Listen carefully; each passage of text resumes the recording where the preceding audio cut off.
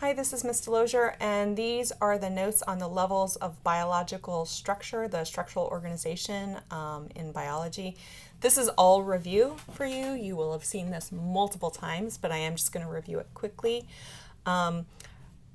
First, let's start with all things, living or non-living, in the entire universe are made of matter, and all matter is made of atoms. I think that that's not a surprise to anyone who's taking anatomy and physiology, but I just wanted to start with that. So the most basic level of organization, the smallest particle that we're going to talk about is in fact the atom, and we're talking about discrete particles, so we're not going to go to subatomic particles. In anatomy and physiology, occasionally we will talk about electrons, but kind of in a very kind of meta sense that you won't really need to understand too much. So the atom, so like hydrogen, carbon, so like discrete particles of a specific element. And then atoms make up molecules. So a molecule is two or more atoms combined. They can be the same type of atom, like oxygen gas, O2, or it could be like the molecule that's right there, which is water, H2O. We're all familiar with the water molecule. The next level of structure and organization is the organelle, which are kind of the functional parts of a cell. So there's those membrane bound, typically, not always, but typically membrane bound components within the cell that kind of do a job. So they have a little job in the cell. So for example, the mitochondria, the lysosome, endoplasmic reticula, that is a mitochondria picture. And then the next is kind of the basic unit of life, the cell. So that's a red blood cell. Cells in the human body don't actually look like that typical animal cell that your teachers have had you draw probably a dozen times. So I took the easiest one to find a picture of. So a cell is the basic unit of life, and we're going to talk about all of the different types of cells that you find in the human body. But for now, you can just go with it's a cell. The next level is tissue. A tissue is just a layer or a mass of cells. It's like a group, but they're together. They're bound together, and they perform a specific function. So that particular picture there is a group of epithelial cells, and so that's going to form epithelial tissue. The next is an organ. An organ is just a group of different tissues that work together to perform a function. So you're seeing a heart. A heart is obviously an organ. Kidney, stomach, brain, those are all organs. Then the next level is organ system, which is a group of organs that have a common function. So like your lungs, your trachea, your mouth, your pharynx, they're all working together to help you breathe. They're part of the respiratory system. And then finally, an organism. So in anatomy and physiology, humans, because that's what we're studying. We're studying human anatomy and physiology. So we're going to talk about organ systems super fast. Now, you need to know all 11 of these body systems, but we are going to cover all of them. So you don't need to know more than what is in this presentation and in the textbook for the Unit 1 test, which is just a quiz, but it's formatted like a test. So the first systems that we're going to talk about are the easiest ones for you to think about, which are the skeletal system, your bones, which are there to give you protection, to provide a framework for shape for your body, attachment sites for muscles and ligaments, but it also stores inorganic salts. So when you think about how like your bones need calcium, right? They store other salts also. Bones do the production of your blood cells.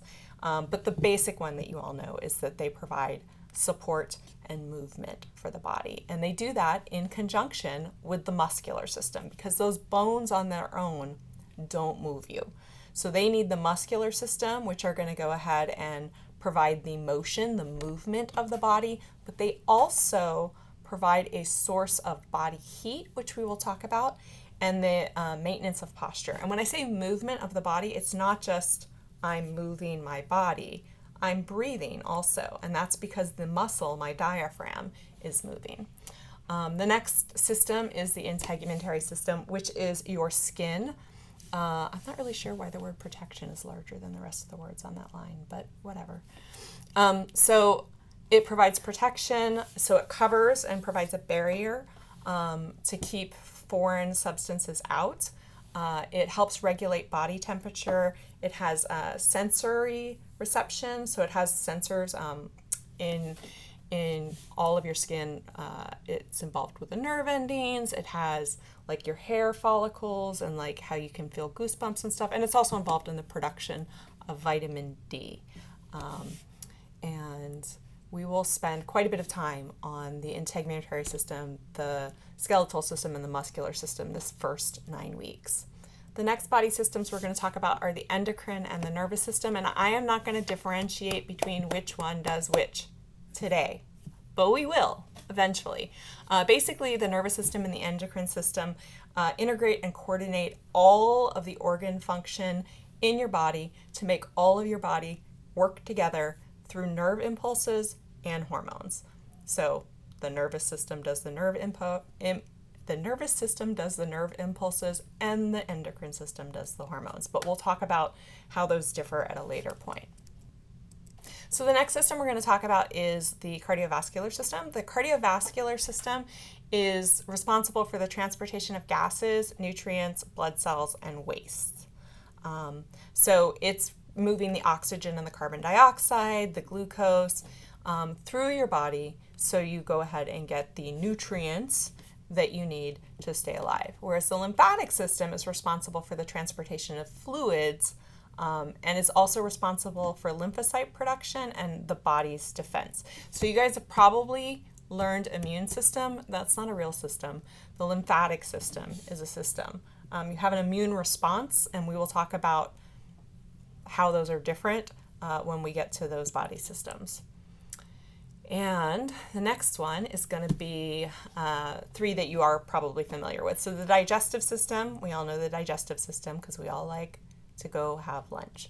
So the digestive system receives food, it breaks the food down, and it excretes waste, solid waste, right? Solid waste, unless there's something the matter with you, and then it could be liquid waste in the form of diarrhea.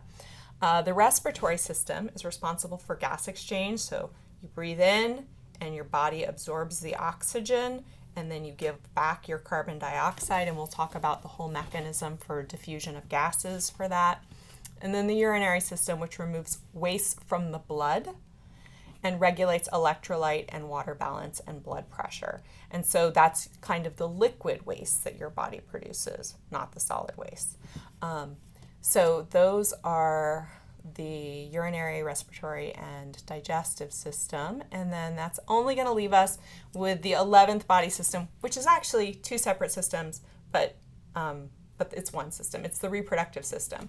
But you're either biologically have a male reproductive system or biologically have a female reproductive system.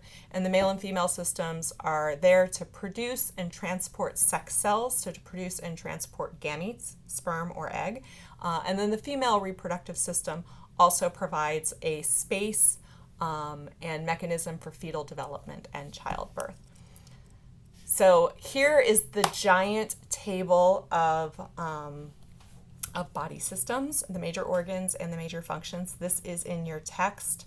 I'm going to put it here in case you don't want to go find it in your textbook.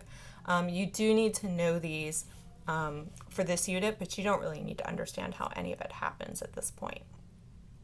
So those are the notes on the levels of organization and your body systems for Unit 1. I hope that was helpful, and I will see you next class period.